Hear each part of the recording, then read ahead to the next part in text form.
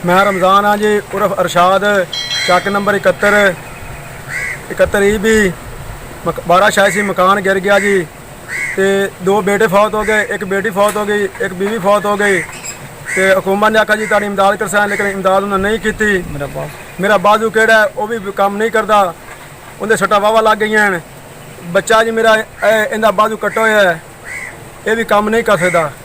आ मेरी माँ है जी, ते आ मेरी बेटी है। बच्चे छोटे छोटे छोटे छोटे बच्चे हैं। साढ़े सिर की छत ही कोई नहीं, साढ़े को दुकान की छत भी नहीं है, सिर की छत ही कोई नहीं, सिर की छत भी नहीं है। खुले आसमान थल रह रहे हैं। आसमान पे है। हुकूमत नूं अपील है, हुकूमत नूं अपील है साड़ी इमदाद की जाए। गरीब हैं, गरीब हैं जी बहुत सारे। साढ़े घरे आटा ही कोई नहीं, साढ़े घरे आटा भी नहीं है। एसी दफ्तर अरफड़ भी गए हैं, एसी के दफ्तर अरफड़ भी गए हैं, लेकिन उन्होंने भी हले कोई इमदाद नहीं की। पाकपतन भी गए हैं, पाकपतन भी गए हैं, डीसी को उन्होंने भी हले इमदाद नहीं की। झूठे वादे करते हैं, झूठे वादे करने आज करने सवेरे करने चक्कर मार मार थक गए हैं, नहीं किसी की।